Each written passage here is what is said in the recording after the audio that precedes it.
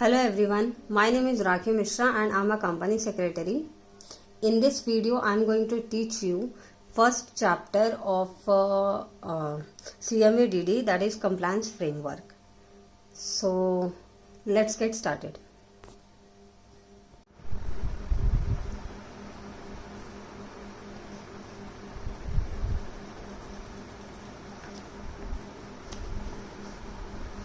So this is the first chapter of CMA-DD,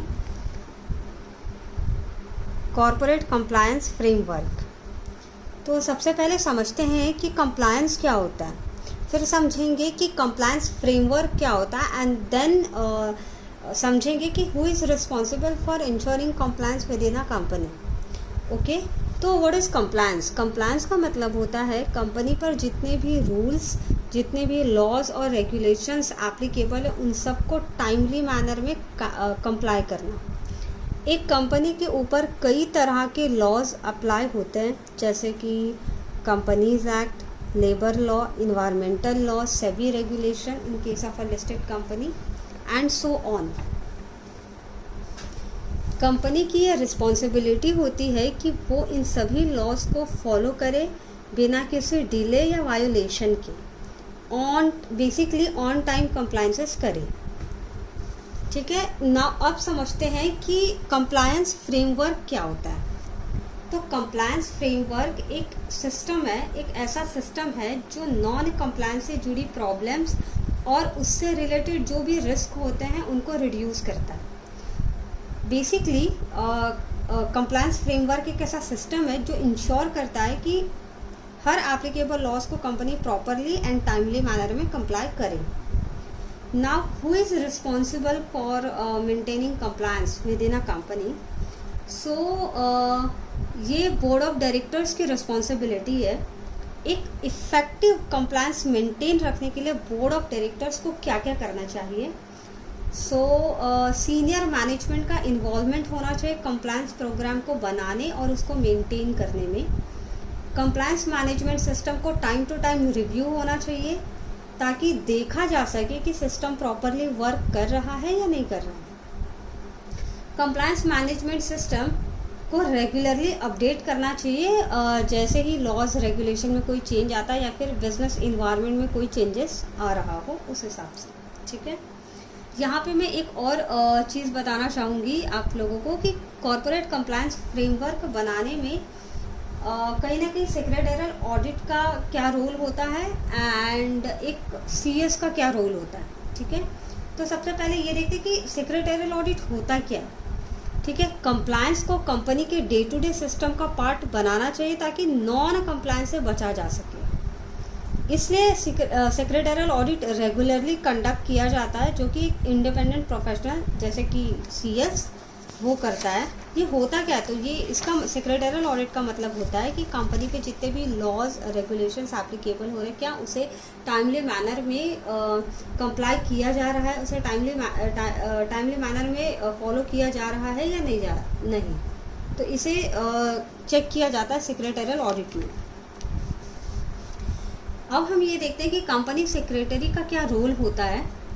company secretary, compliance officer और KMP होता है company का, तो उसकी जिम्मेदारी, उसकी रिस्पॉन्सिबिलिटी होती है कि कंपनी प्रॉपर कंप्लायंस करे सभी एप्लीकेबल लॉज का। वो कंप्लायंस सिस्टम का एक इम्पॉर्टेंट पिलर होता है। कॉर्पोरेट कंप्लायंस फ्रेमवर्क बनाते वक्त या उसको मेंटेन करना, उसको रिव्यू करना, उसमें चेंजेस करना, इन सब में कंपनी के बोर्ड ऑफ डायरेक्टर का और कंपनी के सीएस का बहुत ही ज़्यादा वाइटल रोल होता है। नाउ एक बार नोट्स रीड करते हैं। Corporate compliance framework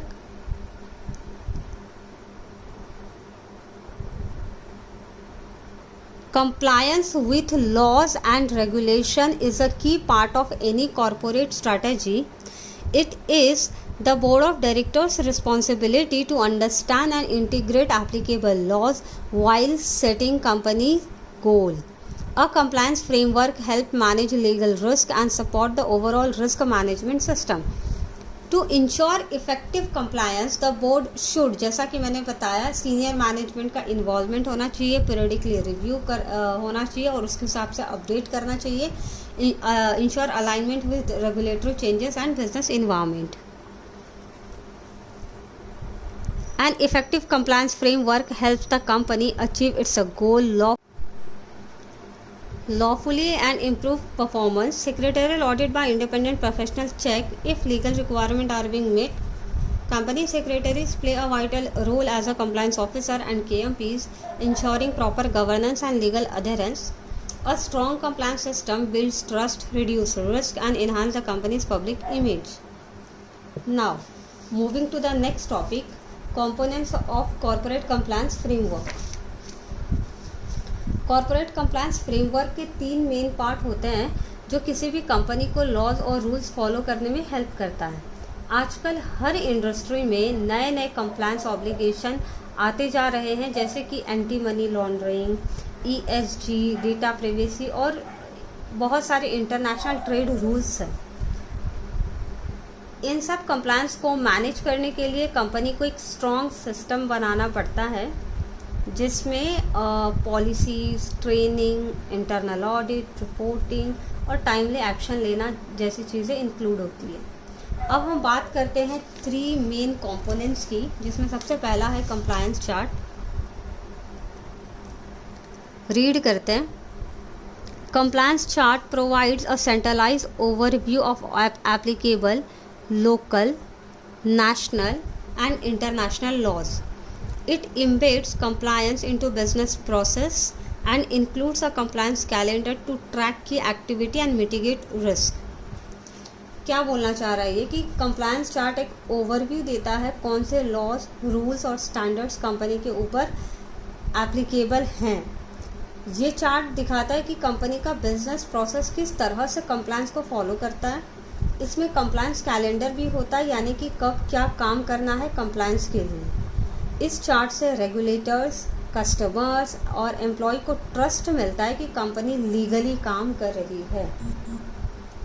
now second is compliance advisory. Notes read करते हैं. Compliance advisory offers expert guidance on applicable laws and the risk of non-compliance. It helps prevent breaches, evaluate the compliance function and respond promptly to violation. Compliance advisory एक guidance system होता है जो company को बताता है कि कौन से लॉज एप्लीकेबल हैं और अगर फॉलो नहीं किया तो क्या उसके रिपरकशंस हो सकते हैं. एडवाइजरी हेल्प करता है कंप्लायंस को इवैल्यूएट करने में, गलती होने से रोकता है और अगर कोई ब्रीच हो गया हो तो तुरंत रिस्पॉन्स देने में हेल्प करता है. Now moving to the third की components of corporate compliance framework, that is compliance score card. ये एक ट्रैकिंग टूल है जिससे पता चलता है कि कंपनी का कंप्लायंस का स्टेटस क्या है. अगर कोई रूल वायोलेट हो गया तो स्कोर कार्ड उसकी रिपोर्ट करता है और जो पर्सन रिस्पॉन्सिबल है उसको भी अलर्ट करता है. तो देन वो जो पर्सन है जो उसके लिए रिस्पॉन्सिबल है तुरंत करेक्टिव एक्शन ले सकता है. हर एक्शन का स्टेटस भी स्कोर कार्ड में अपडेट करना होता है.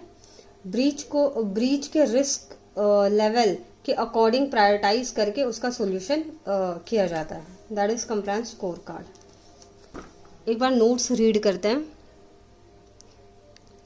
A management tool that tracks compliance status, alert responsible individual in case of breaches and ensure timely remediation.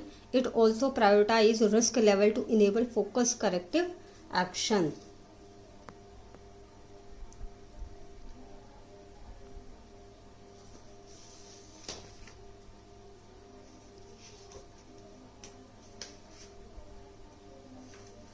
सो आज के लिए बस इतना ही. इसके आगे का जो टॉपिक है वो हम नेक्स्ट वीडियो में देखेंगे. Thank you so much for watching this video. और please let me know if आप लोगों को इस टॉपिक से रिलेटेड कोई भी डाउट हो तो आप कमेंट बॉक्स में कमेंट करके मुझे बताइए. मैं कोशिश करूँगी उसको रिजॉल्व करने की. Thank you so much.